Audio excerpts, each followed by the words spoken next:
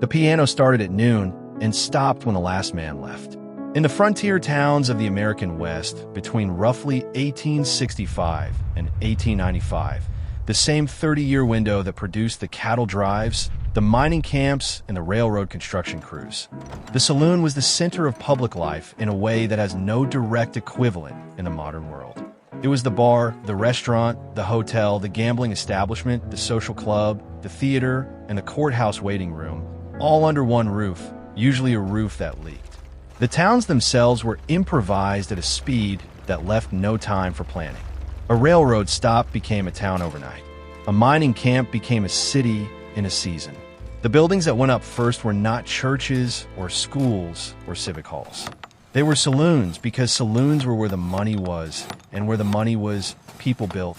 By some estimates, in the cattle drive era, the frontier towns of Kansas, Abilene, Dodge City, Ellsworth, Caldwell had one saloon for every 50 residents.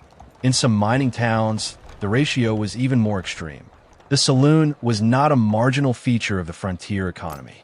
It was the center of it, the place where wages were spent, where deals were made, where the social intelligence of the town circulated, where the end of a long drive or a long shift in the mine was processed into something that felt like relief. And inside those saloons, every day and every night for 3 decades, people worked, not the customers, though the customers were present around the clock in the busiest establishments.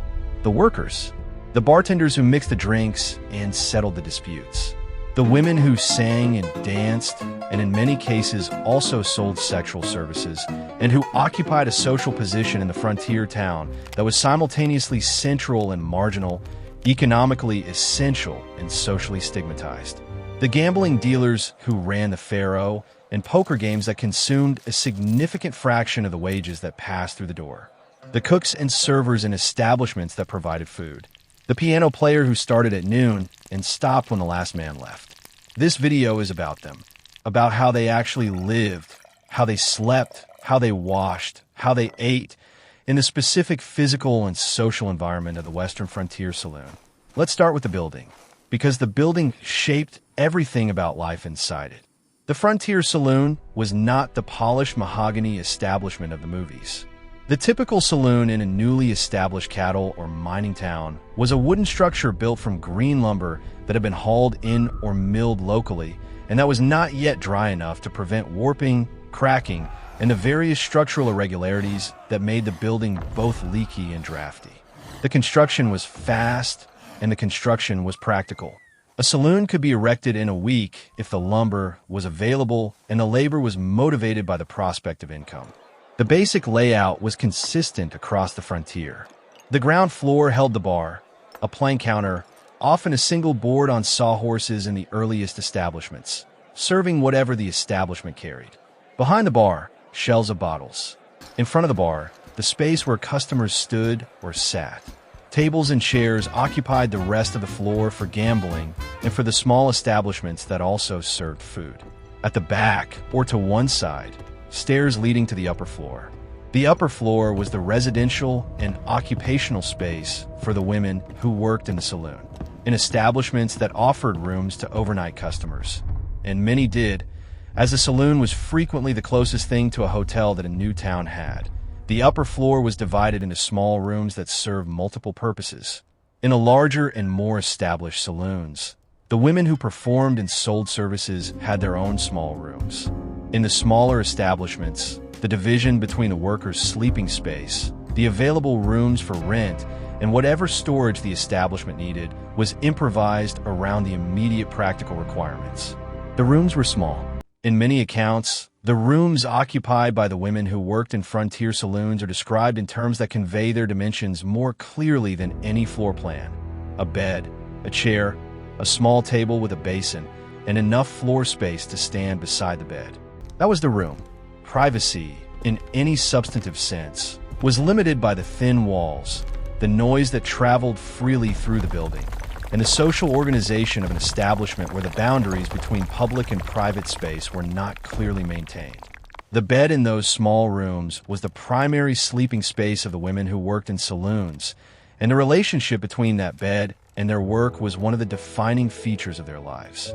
For women who sold sexual services, and the line between performing, serving drinks, and selling sex was not always clearly drawn in the frontier saloon context. The bed was not a space of rest and withdrawal from work. It was a workspace. The sleeping that happened in it happened in the fragments between the demands of the establishment and the customers. This is not a detail that the mythology of the Western saloon acknowledges often or comfortably.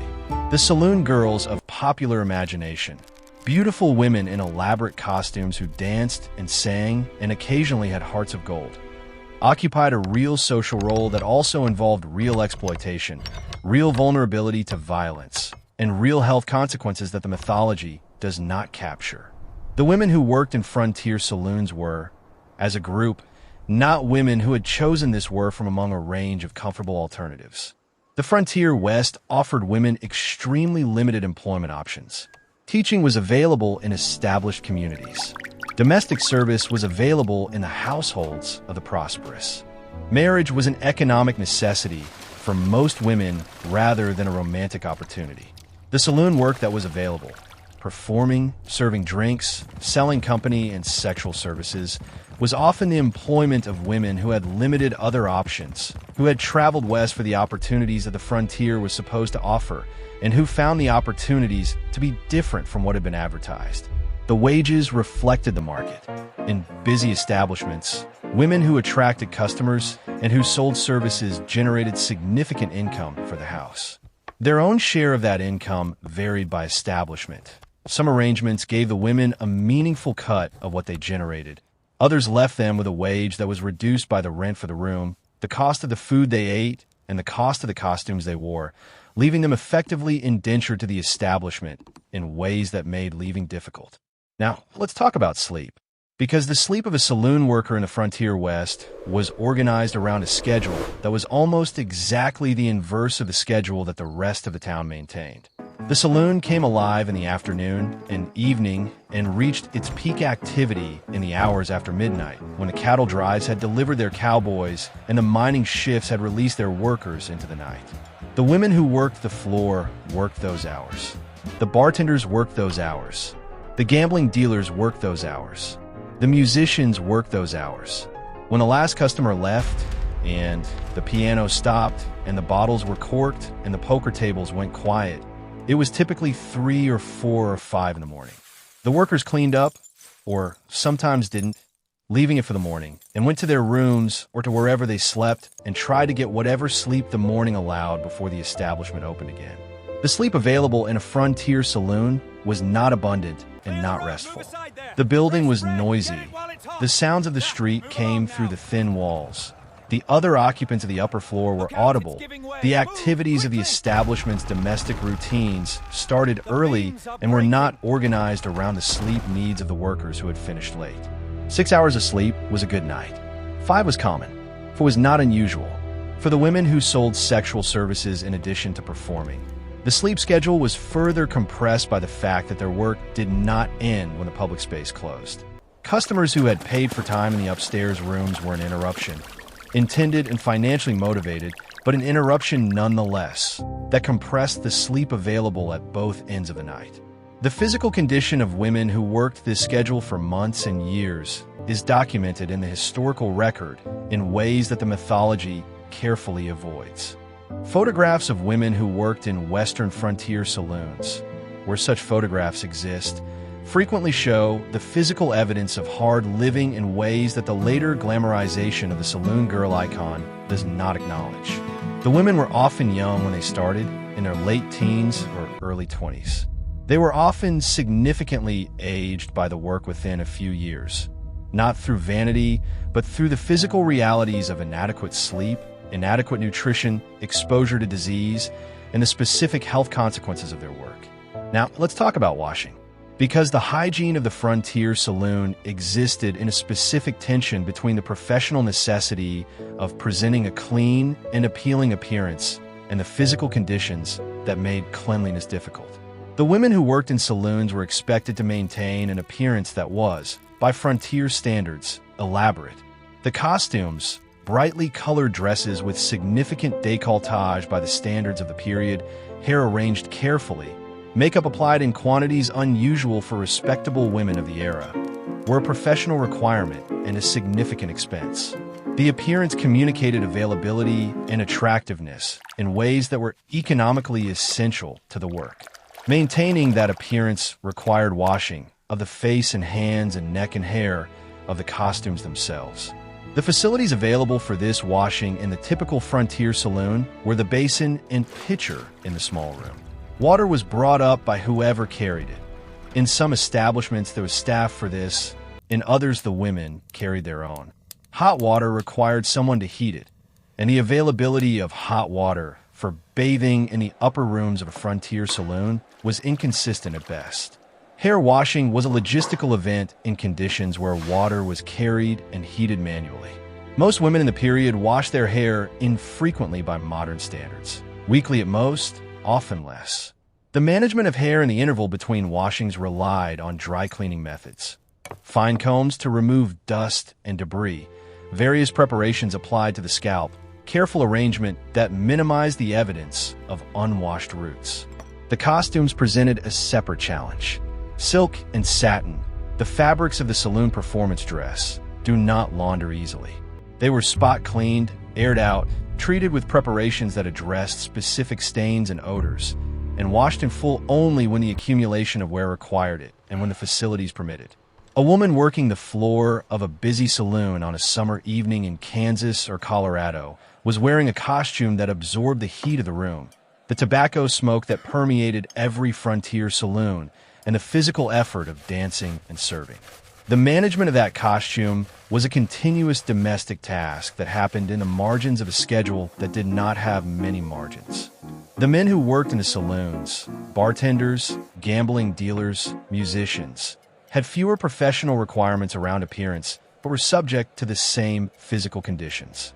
The bartender who worked behind the bar for 12 hours a day, 6 or 7 days a week, was managing his own personal hygiene within the constraints of the frontier town's limited facilities for bathing. Frontier towns in the cattle drive era typically had a bathhouse, a commercial establishment where men could pay a small fee for access to a heated tub. The bathhouse was the primary bathing facility for men who did not have access to private facilities, which included most of the workers in the saloon economy. A weekly bath at the bathhouse, supplemented by daily partial washing at the basin in the room or at the back of the saloon, was the practical standard. Shaving was similarly managed. The barber was the other essential personal maintenance establishment in a frontier town, and the bartenders and gambling dealers who needed to present a professional appearance to customers who were spending money and who associated a clean-shaved professional with a reliable establishment made regular use of it. Now let's talk about food. Because the eating arrangements of saloon workers in the frontier West were as complex and as specific to the environment as every other aspect of their lives. The saloon that offered food to customers typically also provided some version of food to its workers. The economics of this were straightforward. Workers who ate on the premises were workers who did not leave the premises to find food, which meant they were available for work with less disruption. The food available was whatever the establishment's kitchen produced, which in the more established saloons was a genuine and varied menu, and in the smaller establishments was a limited range of items that could be produced reliably from available supplies. Frontier saloon food for customers could be surprisingly good. The large established saloons in the busier cattle and mining towns competed for customer traffic in part on the quality of their food, and the cooks who could produce a consistent and palatable meal were valued and compensated accordingly. Steak was the signature item in cattle country. The same beef that the trail drives were delivering was available in the local market, and a frontier town saloon in Dodge City or Abilene in the cattle drive years had access to beef that was as fresh as any beef in the country. The food available to the workers was typically the same food that was available to the customers, served at the non-peak hours before the establishment opened, during the transition between the afternoon and evening rush, and after closing. The bartender ate breakfast in the kitchen before the doors opened. The women ate when the floor permitted it, which in a busy establishment could mean eating very little at the busiest times and catching meals in whatever gaps the schedule allowed. The diet of women working in frontier saloons was nutritionally problematic in ways that compounded the other health challenges of the work.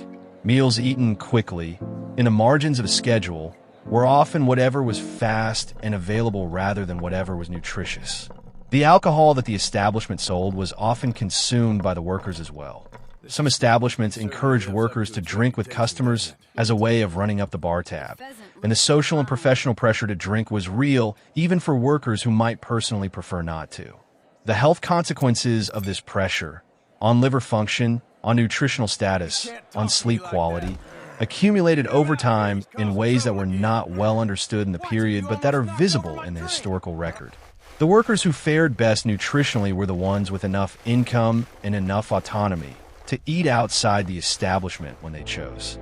Women who had saved enough to have some economic independence, to pay their own room and board separately from their wages, to eat at a restaurant when they preferred it, were in a significantly better position than those who were entirely dependent on the establishment for food and housing. The saloon economy was, like every other economic system in the frontier West, a system that extracted more from the most vulnerable participants than it returned to them. The women at the bottom of the hierarchy of a busy frontier saloon, those with the least experience, the least autonomy, the least ability to leave, were working the most, sleeping the least, eating the worst, and keeping the smallest share of what they generated. The men at the top of the hierarchy, the saloon owners, the experienced gamblers who took a cut of the house's take, the bartenders in the highest traffic establishments, lived considerably better. The successful saloon owner in a boom town could accumulate significant wealth in a short time. The conditions under which that wealth was accumulated were not conditions that the saloon owner shared with the workers who produced it. This is, again, not a detail that the mythology of the Wild West acknowledges readily. The frontier saloon in the popular imagination is a place of democratic freedom, where cowboys and miners and lawyers and gamblers all stood at the same bar, where the class distinctions of the settled East were dissolved in the democratizing equality of the frontier. The reality was a hierarchy as clear and as consequential as any other, where the people at the bottom worked the hardest for the least, and the people at the top built their prosperity from the labor of those below them. Let's talk about what happened to the women who worked in frontier saloons over time. Because the trajectory of these lives, where they started, where they ended, and how long the work lasted, is one of the most revealing aspects of the frontier saloon economy. The working life of a woman in a frontier saloon was typically short, not because the women retired in comfort, most did not, but because the physical demands of the work, the health consequences of the conditions, and the social dynamics of an occupation that was valuable when the woman was young, and much less so as she aged, combined to produce a working life that might span 5 to 10 years before a combination of factors. Declining health, economic displacement by younger workers, the closing of the establishment, the closing of the town, brought it to an end. Some women used the income from saloon work to accumulate enough capital to transition to other enterprises. The historical record includes examples of women who had worked in frontier saloons and who later owned boarding houses, restaurants, or other businesses in the communities where they had established themselves. The frontier West, despite the limitations it placed on women's options, also offered real opportunities for economic autonomy to women who could accumulate enough capital and who could navigate the social stigma of their occupational history. Others married, sometimes to customers, sometimes to men who valued their economic contribution and their knowledge of the frontier economy, sometimes in arrangements that were less about romantic attachment than about the mutual economic convenience of combining resources in a harsh environment. Many simply moved. The frontier was always moving west, always generating new towns and new economic opportunities and new establishments that needed workers. The woman who had worked in Abilene in 1870 might be in Dodge City in 1876 and in Tombstone in 1880. Following the frontier's economic center of gravity with the same mobility that characterized the cowboys and miners and railroad workers who were her customers. And some simply disappeared from the historical record. The women who worked in frontier saloons were not, for the most part, the subjects of careful historical documentation. They left few letters, fewer diaries, Almost no official records beyond the occasional court appearance or census entry that gave them a name and an occupation. They are present in the historical record of the frontier West in the way that people at the bottom of economic hierarchies are usually present, as background, as atmosphere, as the people who made the center of frontier social life possible and who are less visible in the accounts of that life than the customers who remember it. This video is a small attempt to correct that imbalance. Not to romanticize the lives of frontier saloon workers. The reality was too harsh for honest romanticization. But to see them clearly in the specific physical details of how they slept and washed and ate in the conditions of the frontier saloon. To understand the daily experience of people who were present at the center of a particular moment in American history and who deserve to be seen in the full complexity of that presence. If this video gave you something worth knowing, please like it and share it with someone who would find it fascinating. Subscribe for more honest, detailed explorations of how people have actually lived throughout history. See you in the next one.